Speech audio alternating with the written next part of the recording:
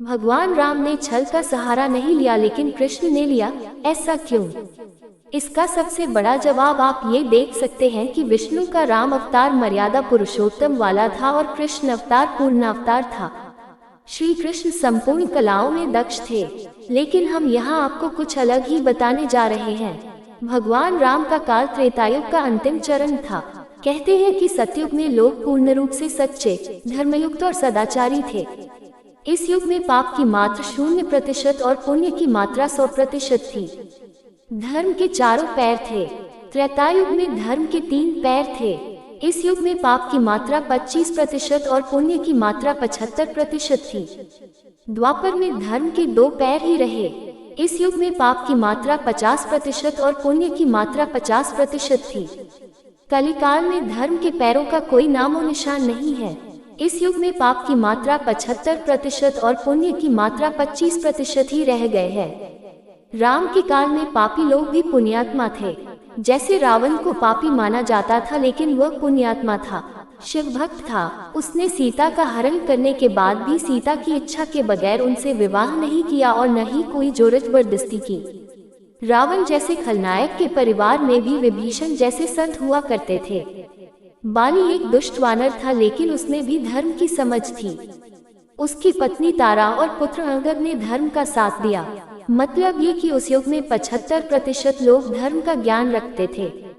ऐसे में कोई किसी से ऐसे छल के बारे में नहीं सोच सकता था जो कि धर्म विरुद्ध हो। लोग पाप करने में शर्मिंदा महसूस करते थे और उन्हें बहुत पछतावा होता था। प्रभु श्री राम ने भी जब रावण को मारा तो उन्हें बहुत दुख हुआ। उन्होंने एक महापंडित का वध करने के बाद इस पाप से बचने के लिए तप किया था। श्री कृष्ण के काल में पापी लोग पापी ही थे। पापी होने के साथ वे क्रूर भी थे।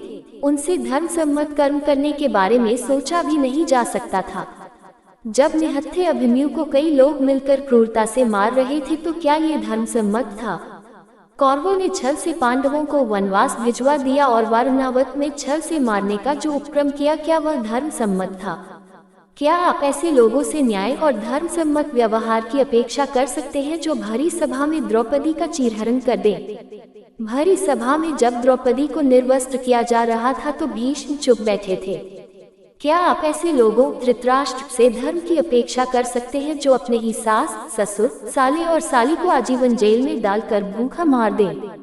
क्या आप ऐसे लोगों भीष्म से धर्म की अपेक्षा कर सकते हैं जो काशी नरेश की 3 पुत्रियों अम्बा, अम्बालिका और अंबिका का अपहरण कर जबरन उनका विवाह सत्यवती के पुत्र विचित्रवीर्य से कर दें?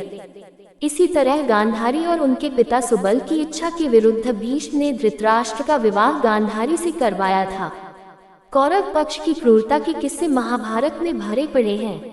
यदि ऐसे लोगों को युद्ध में एक मौका भी जीवित रहने का मिल जाता तो वे युद्ध जीत जाते और इतिहास कुछ और होता।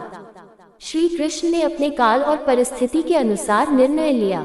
आचार्य द्रोण का वध, दुर्योधन की जंघा के नीचे प्रहार, दुशासन की छाती को चीरना, जयद्रथ के साथ हुआ छल, निहत्थे कर्ण का वध करना और इस सबसे पहले क्रूर जरासंध का वध करना सभी कुछ उचित ही था।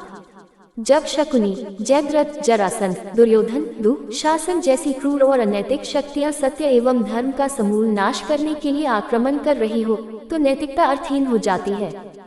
तब महत्वपूर्ण होती है विजय, केवल विजय। वह तो द्वापर युग था लेकिन ये कलियुग चल रहा है, इसलिए सावधान रहें। राम और हनुमान का नाम ही बचाने वाला, तैराने वाला और संभालने वाला है।